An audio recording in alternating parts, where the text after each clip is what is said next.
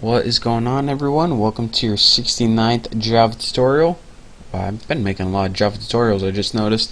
And in this tutorial I'm going to show you guys how to add some functionality to the box. So what we need to do to add functionality is add an item listener. And what an item listener does is pretty much just chills there and waits for you to click something. And when it clicks it, it pretty much just, well, tells it to do something. So let's go ahead and take that box, because that's what we want to add an event to, and we'll go ahead and add item listener. And there we go. Now, as you know, an item listener usually takes an event handler object as its parameter, but I'm going to tell you guys how to do something real cool here. Instead of having a new object like handler and having it pass into the handler class, what you can do is, if you go ahead and there we go, just like that. Instead of having an object and creating a whole nother outside class somewhere else, you can actually put something called an anonymous inner class in here. And what this does is it actually implements the item listener class. So here's how you do that. Go ahead and type new item listener, just like that.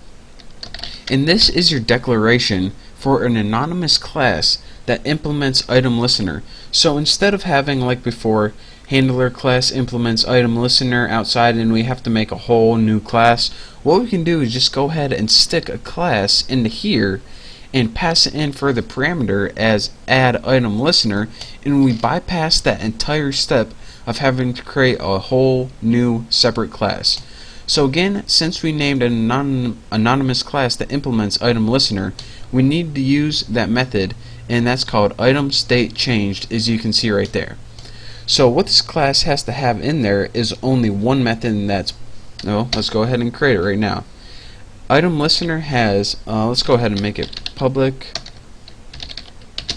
void item state change. I gotta make sure I spell that right. And did I? Oh, yep. Nice. Now what we have to do is, of course, it types in item event, just like that. And as our body for this, we just go ahead and write whatever we want to happen when we select one of the options. And here's how you can do that. Go ahead and make an if statement, and this if statement determines what option you selected. So if the event get state change, this pretty much, if you clicked a button, we want to set it equal to, or excuse me, we want to test if it's equal to item event dot selected. So what this pretty much means, alright, did you select a button? Is it equal to what was, this pretty much means what was selected, just in a nutshell. So what was selected, first of all, whatever you select, we want to take that picture, and remember this is just the picture that appears on our screen. We want to set icon, which pretty much means change the image, to, and the parameter says what icon do you want to change to. Well, we have an array called pics, and but we have, the thing is, we have two elements or two images in this one. So what one do we select?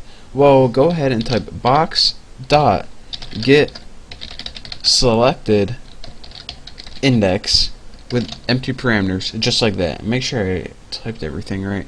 Parentheses, bam, bam. Now make sure the method get state change is undefined type, and oh, here we go, hold on a second. Alright guys, in all of my excitedness I did another stupid error. I actually put get state change instead of change. Quite embarrassing. Make sure you type that right. But now pretty much that's all we needed to do. So what this does is it makes an anonymous inner class, and this is the class itself. And in this class, the only thing we needed to do, since it implemented item listener, we needed to add an item state changed method, since that was the only method in item listener. And then we pretty much just said, alright, what item did you select, or what option did you select in the drop down list, and change the picture to that icon or item. So now we can go ahead and get out of add item listener, and we can pretty much just add all this to the screen. So add that box to the screen, and remember that box is just a drop down box, And now we want to take that picture and add it to the screen, but by default let's go ahead and set it equal to new J label, and we'll do pics 0. And this pretty much just gives it a default value, so you know, something appears before you choose any options. And lastly, let's just go ahead and add that picture to the screen just like that, and we shouldn't get any errors, shouldn't. And now let's go ahead and just run this, and I'll show you guys what we get. By default, again, like I said, we have B on the screen, which is at the index of 0. Then when we select X, our picture changes to X. We can go ahead and select B, X. We can do this all day if we want, really, but no time for that. We need to overview our program. So what we did is pretty much, let me get to the good stuff. We made a box variable, a picture variable, just to hold box and picture later on. We made an array of file names, and we made an array of images named pics. And then we went and go ahead in our constructor, which is pretty much making the window. We added a title, added a layout. We set that box equal to new J comma box, and it took the file names as the options. So again, if I go ahead and run this, these options right here are the default for file name, so that's why that was able to run. And the only confusing part, which we didn't know, is this: instead of having a new object in a new class, we just went ahead and stuck that handler class inside the add item listener, and that was actually an anonymous inner class. And what we needed to do is we needed to overwrite this method item state changed, because that was the only method in item listener, and we overrode it with a nice little function right here.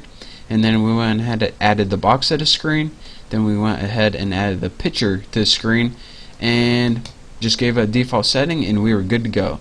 So again, here is our awesome little program right here, flawless, no bugs, no anything. So that's all you get for this tutorial. Thank you guys for watching. In the next tutorial we're going to be going over something else cool you can do with GUIs.